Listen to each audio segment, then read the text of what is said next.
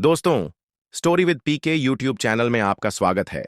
विदेश में नौकरी करने और अपने परिवार का भविष्य संवारने के उद्देश्य से गया एक लड़का, जिसका नाम निखिल था, पूरे 2 साल बाद आज अपने देश भारत लौट रहा था। लंबे इंतजार और कई ख्वाबों के साथ वह हवाई जहाज से दिल्ली पहुंचा। दिल्ली पहुंचकर वह घर पहुंचा तो देखा उसके माता पिता घर पर नहीं हैं। दोस्तों, कहाँ गए उसके माता पिता जानते हैं इस वीडियो में। दोस्तों, अगर वीडियो पसंद आए तो वीडियो को लाइक करें, चैनल को भी सब्सक्राइब करें ताकि मेरा हौसला बढ़ता रहे। आइए दोस्तों, वीडियो को शुरू करते हैं। निखिल एक साधारण लेकिन खुशहाल परिवार का हिस्सा था।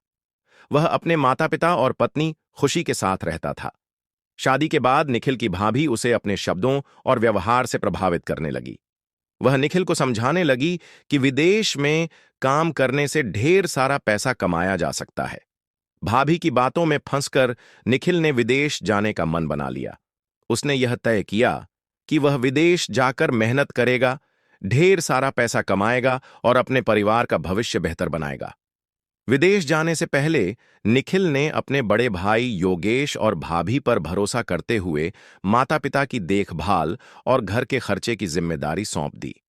उसने वादा किया कि वह हर महीने पैसा भेजेगा ताकि उनके जीवनयापन में कोई परेशानी न हो। निखिल ने अपनी पत्नी खुशी से भी वादा किया कि वह जल्द ही वापस आएगा और उसे अच्छी जिंदगी देगा। खुशी ने भी निखिल के इस फैसले को समझा और उसे विदेश जाने के लिए प्रोत्साहित किया। विदेश पहुंचकर निखिल ने कड़ी मेहनत शुरू की। वह लंबे घंटे काम करता, हर कठिनाई का सामना करता, लेकिन उसके मन में अपने परिवार की खुशहाली का सपना था। उसने नियमित रूप से अपने भाई के खाते में पैसे भेजना शुरू कर दिया ताकि माता-पिता और घर की जरूरतें पूरी हो सकें। निखिल को विश्वास था कि उसकी अनुपस्थिति में भाई भाभी परिवार की देखभाल कर रहे होंगे। उधर निखिल के भाई और भाभी ने उसकी अनुपस्थिति का फायदा उठाना शुरू कर दिया। भाभी ने योगेश को उकसाया कि वे माता-पिता से सारी संपत्ति अपने नाम करवा लें।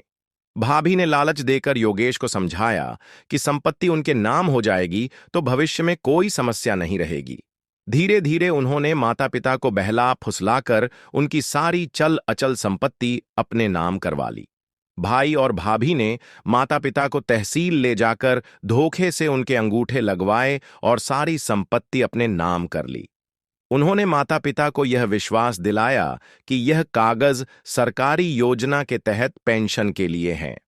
माता पिता ने बेटे पर भरोसा कर लिया, लेकिन यह नहीं समझ पाए कि उनके साथ कितना बड़ा धोखा हो रहा है। संपत्ति अपने नाम कराने के बाद भाई और भाभी ने घर पर कब्जा कर लिया और माता पिता को घर से बाहर निकाल दिया। उन्होंने उन्हें साफ साफ कह दिया कि अब उनके लिए घर में कोई जगह नहीं है। माता पिता के पास रहने का कोई ठिकाना नहीं था। उनका बेटा योगेश, जिसे उन्होंने अपना सब कुछ सौंप दिया था, अब उन्हें बेसहारा छोड़ चुका था। बूढ़े माता पिता के पास ना रहने की जगह थी, ना खाने के लिए कोई साधन। उन्होंने रेलवे स्टेशन के पास एक कोना ढूंढा और वहां भीख मांगकर अपना गुजारा शुरू किया। उन्हें उम्मीद थी कि निखिल एक दिन लौटेगा और उनकी हालत सुधार देगा, लेकिन तब तक उन्हें भीख मांगकर ही अपना जीवन चलाना पड़ा। दूसरी ओर निखिल की पत्नी खुशी भी अपने ससुराल में हालात बिगड़ने के कारण मायके चली गई। हालांकि मायके में भी उसे ज्यादा दिन तक सहारा नहीं मिला। उसकी मां और भाई उसे बार बार ताने देते थे कि उसका पति उसे छोड़कर विदेश चला गया है। तानों और मानसिक तनाव से तंग आकर खुशी ने मायके भी छोड़ दिया। खुशी ने मायके छोड़ने के बाद सोचा कि अब वह किसी पर निर्भर नहीं रहेगी। वह छोटे मोटे काम करके खुद अपना गुजारा करने लगी। वह कभी कभी ट्रेन में चने और मूंगफली बेचती, लेकिन यह काम भी उसकी जरूरतें पूरी करने के लिए पर्याप्त नहीं था। एक दिन काम की तलाश में खुशी रेलवे स्टेशन पहुंची। वहां उसने अपने सास ससुर को भीख मांगते देखा। यह देखकर वह स्तब्ध रह गई। वह तुरंत उनके पास गई और रोते हुए उनसे पूछा कि उनकी यह हालत कैसे हुई। सास ससुर ने उसे अपनी आप बीती सुनाई। खुशी ने वहीं तय कर लिया कि वह उनकी देखभाल करेगी और उन्हें कभी अकेला नहीं छोड़ेगी। खुशी ने अपने सास ससुर को रेलवे स्टेशन पर देखा तो उसकी आंखों में आंसू भर आए। उसने वहीं रहने का फैसला किया। वह उनके लिए खाना लाने, उनकी देखभाल करने लगी। खुशी ने तय किया कि चाहे हालात कितने भी खराब हों, वह अपने सास ससुर को अकेला नहीं छोड़ेगी।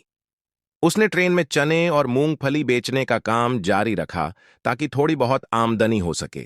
खुशी ने न केवल उनके खाने पीने का इंतजाम किया, बल्कि उनके रहने के लिए स्टेशन के एक कोने में तिरपाल लगाकर एक अस्थायी ठिकाना भी बनाया। वह खुद भूखी रह जाती, लेकिन अपने सास ससुर का पेट भरने की कोशिश करती।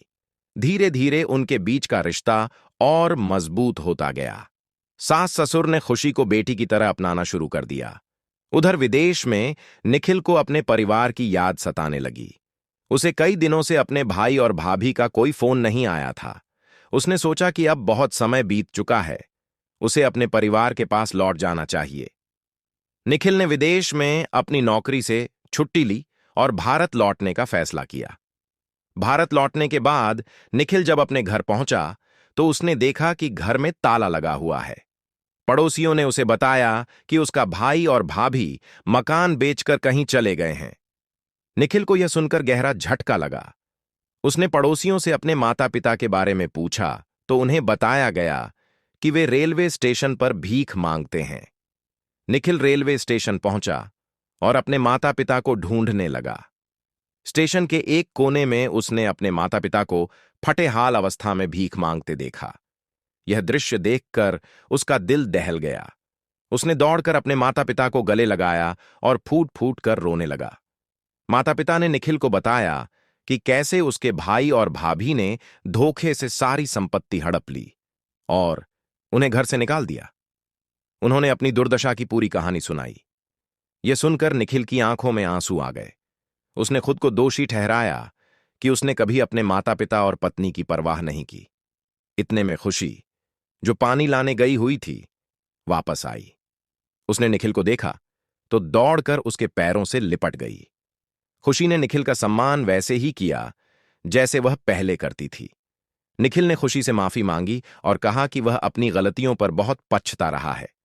खुशी ने उसे माफ कर दिया और कहा कि अब सब कुछ ठीक हो जाएगा। निखिल ने अपने माता पिता और पत्नी को एक साथ गले लगाया। उन्होंने तय किया कि अब वे सब मिलकर एक नई शुरुआत करेंगे। निखिल ने यह भी समझा कि खुशी ने इस मुश्किल समय में माता पिता का साथ देकर कितनी बड़ी मिसाल पेश की है। उसने खुशी के प्रति अपने मन में सम्मान और प्यार को महसूस किया। निखिल ने अपने परिवार को साथ लिया और एक नए शहर में जाकर बसने का फैसला किया। वहां उसने एक छोटा सा कमरा किराए पर लिया और मंडी में पल्लेदारी का काम शुरू किया। वह दिन रात मेहनत करता ताकि अपने परिवार को बेहतर जिंदगी दे सके।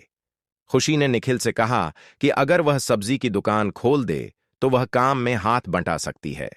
इससे आमदनी बढ़ेगी और परिवार की स्थिति बेहतर हो जाएगी। निखिल को यह विचार अच्छा लगा। उसने बाजार में एक छोटी सी जगह देखी और खुशी के लिए सब्जी की दुकान खोल दी। खुशी ने अपनी मेहनत और ईमानदारी से काम शुरू किया, जिससे परिवार को धीरे धीरे आर्थिक सहारा मिलने लगा। खुशी ने सब्जी की दुकान पर पूरी लगन से काम शुरू किया। वह ग्राहकों से मीठे बोल बोलकर सब्जी बेचती, जिससे उसकी दुकान पर भीड़ बढ़ने लगी। वहीं निखिल मंडी से ताजी सब्जियां लाता और अपने पल्लेदारी के काम को भी जारी रखता। धीरे धीरे दुकान से अच्छी आमदनी होने लगी और परिवार की स्थिति में सुधार आने लगा। निखिल के माता पिता भी दुकान पर बैठने लगे। वे ग्राहकों का ध्यान रखते और छोटे मोटे कामों में खुशी की मदद करते। माता पिता ने महसूस किया कि उनके जीवन का खालीपन अब भर गया है। उनकी हालत अब पहले से बेहतर होने लगी। पूरा परिवार एक टीम की तरह काम करने लगा। दुकान और पल्लेदारी से मिलने वाली आय से निखिल ने थोड़े थोड़े पैसे बचाने शुरू किए। अब परिवार के पास न केवल 2 वक्त का खाना था, बल्कि भविष्य के लिए भी वे योजनाएं बनाने लगे। निखिल को लगा कि मेहनत और लगन से उनकी किस्मत बदल सकती है। बचत के पैसे से निखिल ने एक 100 गज का प्लॉट खरीद लिया। यह प्लॉट उनके लिए नई शुरुआत का प्रतीक था। पूरा परिवार इस उपलब्धि से खुश था। उन्होंने तय किया कि जल्द ही यहां पर अपना छोटा सा घर बनाएंगे। निखिल ने अपने प्लॉट पर घर बनाने का काम शुरू किया। उसने अपने परिवार की जरूरतों को ध्यान में रखते हुए छोटा लेकिन आरामदायक घर बनाया। खुशी और माता पिता ने हर छोटे बड़े फैसले में उसका साथ दिया। जल्द ही उनका घर बनकर तैयार हो गया। मंडी में लंबे समय तक काम करने के बाद निखिल को व्यापार के बारे में अच्छी समझ हो गई थी। उसने अपनी खुद की आढ़त खोलने का फैसला किया। उसने जो थोड़ी बहुत बचत की थी उसे व्यापार में लगाया और मंडी में अपनी आढ़त शुरू की। निखिल की मेहनत रंग लाई और उसकी आढ़त चल पड़ी। अब वह सब्जियां बेचने वालों और किसानों से सीधे व्यापार करने लगा। उसकी पत्नी और माता पिता ने भी इसमें उसका साथ दिया। धीरे धीरे निखिल का व्यापार बढ़ने लगा और उसकी पहचान मंडी में बनने लगी। खुशहाल जिंदगी के बीच निखिल को बार बार अपनी पुरानी गलतियों का एहसास होता। उसने महसूस किया कि उसने अपनी पत्नी और माता पिता के साथ कितना बुरा किया था। उसने अपने माता पिता और पत्नी से वादा किया कि वह अब हमेशा उनके साथ रहेगा और उनकी खुशियों का ख्याल रखेगा। एक दिन निखिल का बड़ा भाई योगेश और उसकी भाभी अचानक मंडी में आए। वे कर्ज में डूबे हुए थे और निखिल से मदद मांगने आए थे। निखिल ने उनकी स्थिति देखकर उन्हें माफ कर दिया और थोड़ा आर्थिक सहयोग दिया, लेकिन यह भी साफ कर दिया कि अब उनके विश्वास को कभी तोड़ा नहीं जा सकता। निखिल और उसका परिवार अब खुशहाल था। उनका व्यापार भी अच्छे से चल रहा था और सभी के बीच प्रेम और समझदारी थी। निखिल ने सीखा कि जीवन में रिश्ते सबसे बड़ा धन है और इनकी कदर करनी चाहिए। परिवार ने मिलकर अपने बुरे समय को पीछे छोड़ दिया और एक नई और बेहतर जिंदगी शुरू की। दोस्तों, ये कहानी यही खत्म होती है। मिलते हैं अगली वीडियो में। दोस्तों, जय हिंद।